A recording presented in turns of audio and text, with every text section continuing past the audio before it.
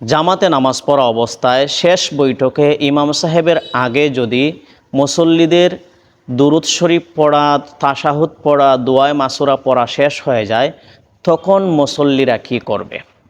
মুসল্লিরা চুপ থাকবে নাকি দুরূদ শরীফ পড়বে, দোয়ায়ে মাসুরা পড়বে? দেখুন, নামাজের গুরুত্বপূর্ণ একটি রুকন হলো শেষ বৈঠক। এই গুরুত্বপূর্ণ রুকনে চুপ থাকার চাইতেই দোয়া দুরূদ পাঠ করাই সবচাইতে উত্তম। কেননা যদি এমন হয় যে ইমাম সাহেব সালাম ফিরাচ্ছেন না, কিন্তু আপনার দোয়ায়ে মাসুরা পর্যন্ত পড়া শেষ হয়ে গেছে, তো আপনি এখানে চুপ না থেকে আপনি এখানে আরেকটি দোয়া পড়তে পারেন, রাব্বানা আতিনা ফিদ দুনিয়া, এই দোয়াটি পড়তে পারেন। অথবা আপনি আরেকটি দোয়া পড়তে পারেন, রাব্বির হামহুমা কামা রব্বায়ানি সগীরা। কারণ এটা হলো দোয়া কবুলের উত্তম একটি রুকন, শেষ বৈঠক।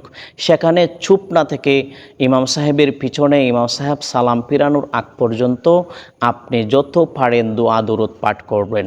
অথবা দোয়ায়ে মাসুরা একবার পড়েছেন আবার পড়েন। ইমাম সাহেব যতক্ষণ না সালাম ফিরাবেন ততক্ষণ জবান বন্ধ রাখবেন না। আর এটাই হলো উত্তম। শেষ বৈঠকে চুপ থাকার চাইতে দোয়া দুরূদ পাঠ করাই উত্তম। আল্লাহ তাআলা যেন আমাদেরকে তৌফিক দান করেন। এই ভিডিওটি শেয়ার করে অন্যকে দেখার সুযোগ করে দেন।